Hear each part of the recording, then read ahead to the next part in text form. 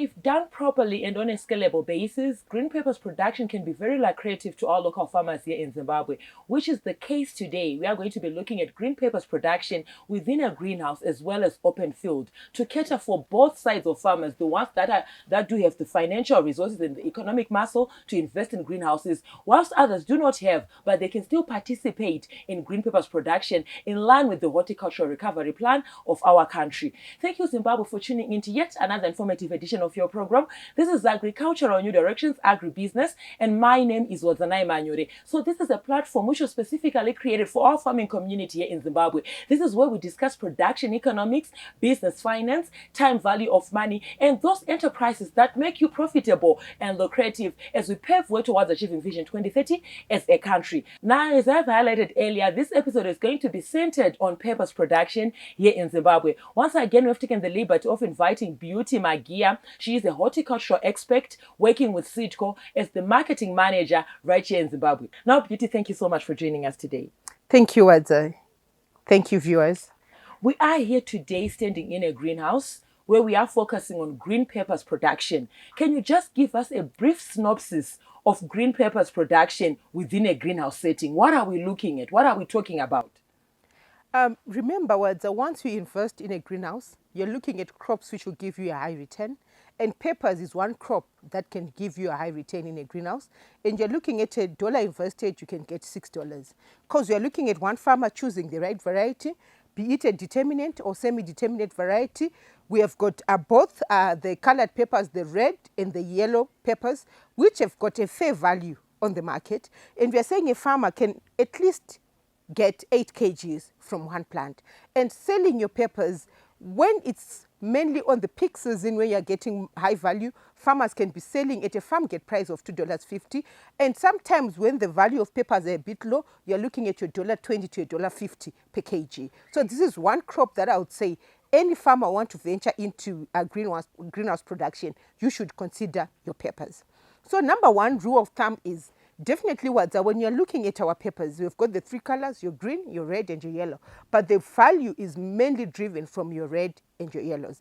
And farmers should know that they should at least have a fair mix of these 2 colors. Depending on your market, one market would say I want 60% of my red and 40% of my yellow. So when the farmer is planting, make sure that you mix those colors correctly. Some farmers would just say I'm planting the red peppers. But the disadvantage that you'll get when you're going to the market is I would rather buy from a farmer which have got the correct combination than to buy red from one farmer, then the yellow peppers from the other farmers.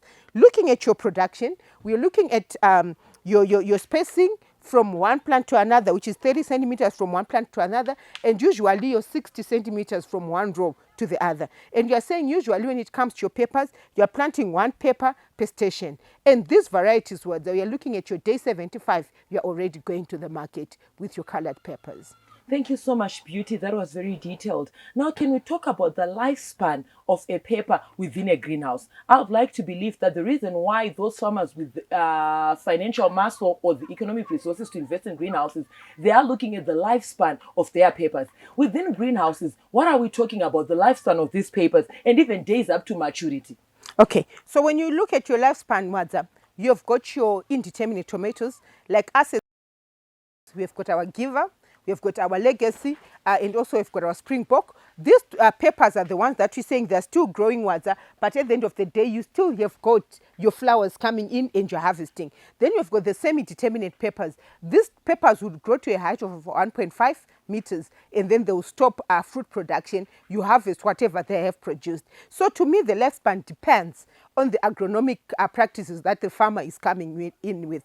And we are saying for greenhouse farming, it's quite more of like an intensive care. Mm-hmm. You can manage your peppers properly, your disease control is fair, your pest control is fair, your temperature control, you can do all that. So it's a controlled environment, which means a farmer can keep the peppers longer. So we are looking at a harvesting span of from 4 months to 6 months. But usually what we tell our farmers is definitely you'll be having what we call diminishing returns. Mm-hmm. So you'll find that maybe in your first stages, in your first 4 months, every week I was harvesting, for example, 500 grams per plant.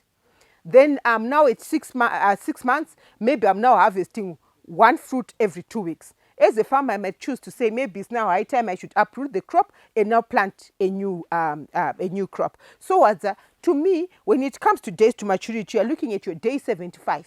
You are having your first peppers are changing color, and you're now going to the market. And always remember, there's one thing that I love about peppers. If you're one farmer who is very creative, usually when you walk into those supermarkets, you see what they call a robot. And every farmer is coming up with these robots, and you fetch high prices on the market. Thank you so much, Beauty. Now, those factors that a farmer might need to take cognizance of when producing their peppers within a controlled environment, which is a greenhouse, you would find that there is a misconception out there whereby farmers will be saying, kana ndatone greenhouse asaka zvavhara nandatoleza ndakasiyana nevari kuopen field, greenhouse will do the work for me. Can you talk about those key fundamentals that a greenhouse farmer, a farmer who's in green pepper production within a greenhouse setup, needs to look out for? What are we talking about in terms of pests or diseases or water application, taking care of risk crop within the greenhouse? What are we talking about? Those key fundamentals. So the key fundamentals when it comes to your greenhouse, as I said, it's quite a small area. Definitely you are looking at your plowing depth, which should be below 45 centimeters. We also encourage farmers to come in with trenching when it comes to greenhouse production. And I always say, your footprint water is fertilizer number one in the greenhouse. Make sure that you walk in your greenhouse doing your scouting. Any pest, any disease, any change in your leaf shape, you should be knowing that as a farmer. And remember, I said a greenhouse is an intensive care. You should make sure that you come in with the right fertilizer, right chemical, right watering regime, correct opening of your curtains and closing of your curtains, so that you maintain the optimum temperature for your greenhouse, so that you maximize on your return. Remember, greenhouse is quite a huge investment, and you would want to get mediocre yields in a greenhouse. So definitely farmers, you're saying, once you invest in a greenhouse, make sure that you are geared to be every day in your greenhouse, making sure that your footprint is there. Thank you so much, Beauty. That was very detailed and important. Where you're saying that the most important aspect in greenhouse farming is to do with having a relationship with your crops. Your footprints should be the number one fertilizer. I would like to believe they were taking notes and they heard straight from the expert. On that note, we're going to go on a short commercial break. We'll be right back with this and more in the second segment. Stay tuned.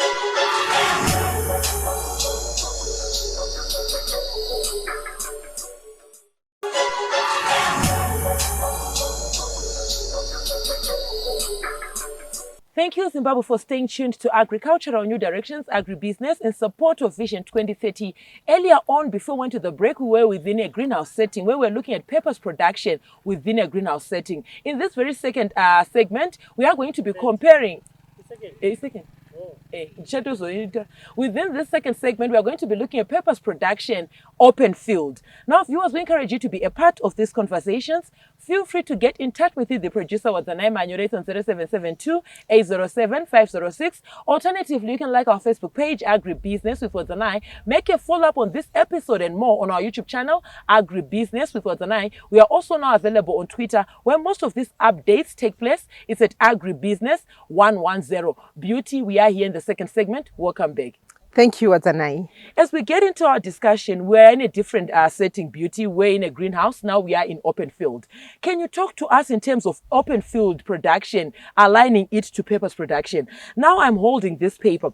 What could have been the cause of this damage that I'm seeing?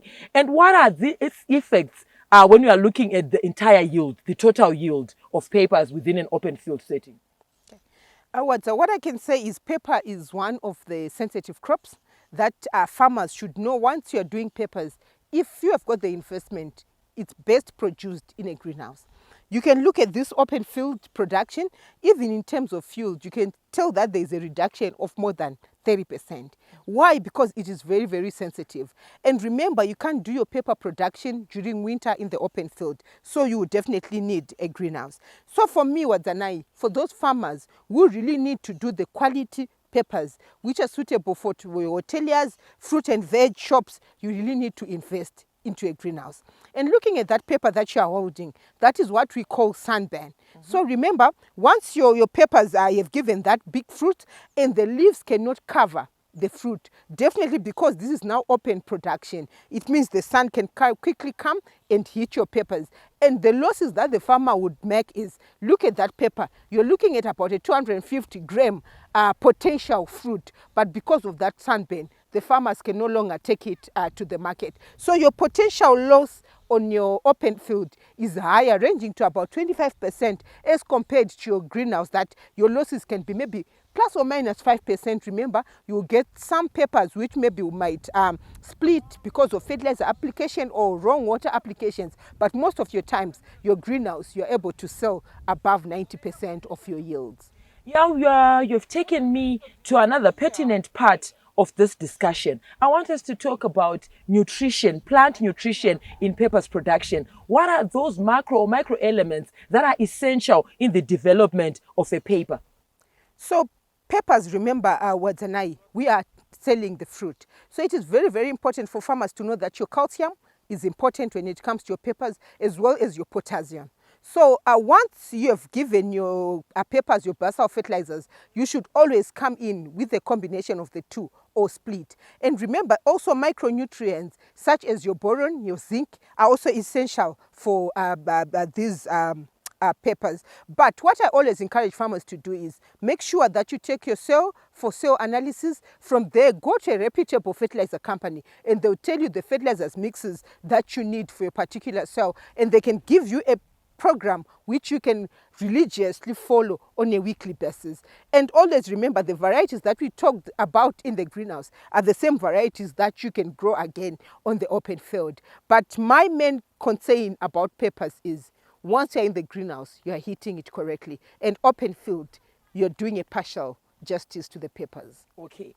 Talking about irrigation, in other crops, you'd find that in cabbages, well over 90% of its entire structure is attributed to water. Let us talk about peppers production. In terms of water application and regimen, what are we looking at? And even that mechanism of water application in terms of the types or modes of irrigation, what would be most suitable to irrigate your peppers?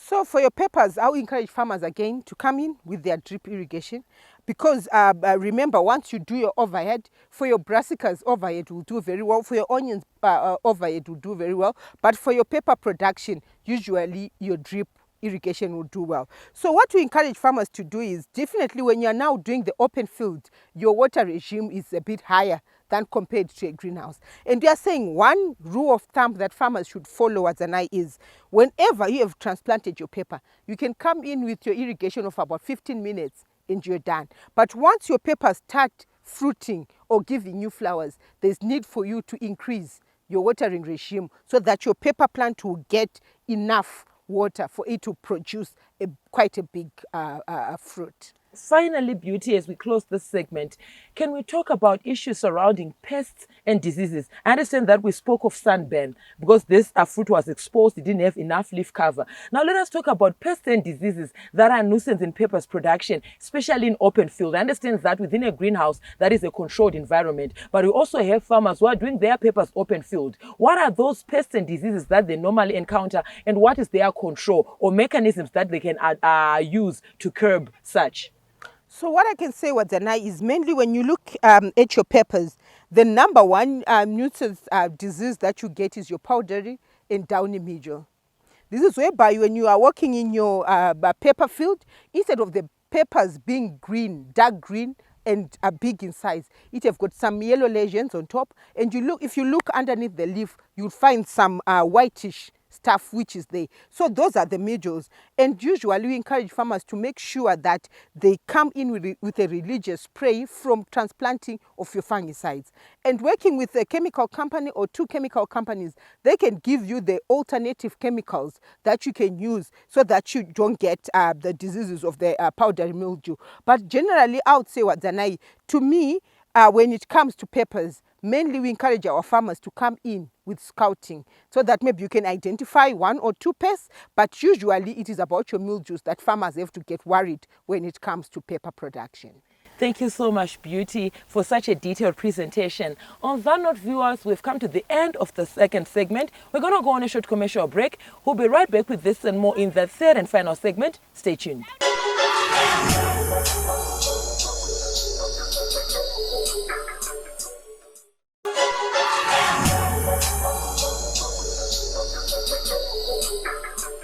Thank you, viewers, for staying tuned to Agricultural New Directions, Agribusiness in support of Vision 2030, where we equip each other with the necessary knowledge to ensure that we are viable and profitable in our cropping ventures. In this very episode, we're looking at peppers production, and I am joined by Beauty Magia, who's a horticultural expert who was taking us through the nitty-gritties of production of pepper, so that as a farmer, when you go to the market, you'll be smiling all the way to the bank after making money. Now, Beauty, we are here in the third and final segment. Welcome back. Thank you. In this segment, we have reserved it for marketing issues. The name of the program is Agribusiness. We would have done an injustice to this episode if we do not talk about marketing. We just limit it to production and productivity. We also want to talk about marketing so that our farmers are assisted throughout the entire value chain, the production chain of their peppers. You would find that in green peppers production, most of our Zimbabwean farmers might get into that to make money, to make a living out of their ventures. But at the end of the day, after harvesting, after getting everything right, they encounter losses. Can we talk about mechanisms, or those are maybe fundamentals that they need to take cognizance of to ensure that they are guarding against their yield? Their yield is protected up until the market. Okay. So to me, I would say, number one, you're looking at your good agronomic practices. Make sure that you come with the right fertilizer at the right time. Also, you're looking at religiously following your spraying program. Looking at your harvesting losses, I would say, I always say women have got a better hand when it comes to harvesting such delicate crops as peppers. So you'll find that when we are harvesting, we are looking at the peppers which have turned color. Usually your market would need a pepper which have turned 50% so that it will turn the other 50 when it's already on the shelf. So we are saying, remember, on that pepper which have turned 50%, there is still a green pepper. So when you're harvesting, you need to be very delicate to make sure that you harvest the turned pepper and you leave the green pepper. But if you do it hurriedly, most of the time you'd find that you end up with 3-4 crates of green peppers. And always remember, the rule of thumb is red peppers will fetch more value than a green pepper. So at the end of the day, farmers, instead of selling your pepper at $1.50 or $2 per kg, you are now forced to sell that green pepper at 50 cents per kg. So you are losing. So always, farmers, remember, peppers is a delicate crop. When it comes again to the field, I'm saying, peppers is quite a niche market.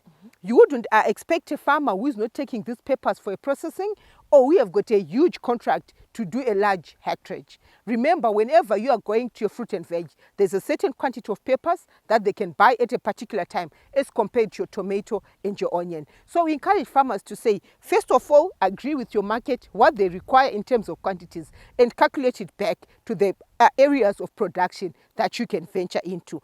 And also, we are saying to farmers, I always say, it is a therapy to walk in your field. Yes. If you don't walk into your field, you will be shocked the day that you come. All the peppers have ripened, and now your shelf life is now compromised. So farmers, always remember that once you are a friend to your crops, you will definitely hit the markets well. Thank you so much, Beauty. Having a good relationship with your crops is very key if you want to be profitable in your enterprise. Now, Beauty, I want us to talk about market expectations. What does the market expect? That market that is interested in purchasing peppers from farmers, what are they looking at in terms of size, in terms of color, in terms of presentation? What are they looking at, and what are their requirements or expectations from a farmer? So when it comes to the main market which consumes peppers, that is your fruit and veg markets, they've got two categories that they use. They've got the pelleted pepper and the loose peppers. So you find when it comes to pelleted peppers, they're looking at a pepper which is 200 grams to 250 grams. And once a pepper hits your 400 grams, you are now targeting your loose market. Because remember, your pellets need this average size for you to look good when it's now well palleted. So I always say to farmers, looking at the bulk of the market, they really need a medium to large pepper. Definitely the color, if it's red, it should be a brick red pepper, and if it's yellow, it should be a deep yellow pepper. And we are looking at a blemish-free pepper. No insect damage, no deformities, no sunburn. So you're looking at a complete pepper which is blemish-free. And I always say to farmers, it also starts with the right seeds. So when you're choosing your varieties, always remember, you unlock the genetics which is there, the potential which is there. So once you buy a pepper which is dull red color. It means even if you unlock it very well, it will still give you a dull red color. So always remember, when you're choosing varieties, choose the right varieties. And I would say, when it comes, we have got Giver, which is a new product that we have brought in the market. And also we've got Spring Pork, which is a yellow pepper, which will give you a yellow color that whenever you walk into a fruit and veg, especially us who are good at impulse buying, you end up going home with a lot of peppers that you don't know what to use them for. So farmers, make sure that you're attracted to your product before you take it to the market. And what I always advise farmers, Wazanai, is I would rather grade the peppers correctly at the farm. And then I take the correct kgs to the market. Unlike to take 5 crates to the market and they end up buying 3 and I return home with 2. So I advise farmers to say, when you are grading your peppers, just assume I am the buyer.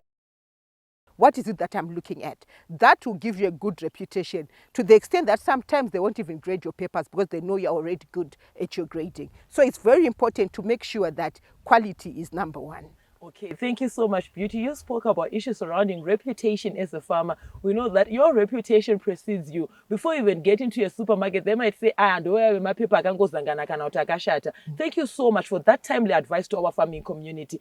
Finally, as we close, in a snippet, Beauty, your parting words to the youth that are watching. Some of them want to get into peppers production. To the women there at home, I understand that this is a high-value crop, that if a farmer, even in Marlborough, even in Grange, you can have your small greenhouse behind your house. Your parting words, your word of advice to our farming community. My word of advice, Wadzanai, is I say that I would give a 70% production of pepper under greenhouse and 30% we can do open field. So this means that to all those farmers who are saying, I want to have a very small greenhouse, peppers is one crop that you should consider because of its return on investment. And remember, once it's a small greenhouse, Wadzanai, you're talking to your peppers every day. And I always love this statement to say, it's good enough to eat what you know. It's good enough to eat what you've planted. Yes. Thank you. On that note, viewers, we've come to the end of this week's edition, where we're looking at peppers production within a greenhouse as well as open field. From me, your host, Wadzanai Manyore, I'm also on Instagram. It's a W Manyore, and the crew behind the scenes. Have yourselves a fabulous evening. Thank you for watching.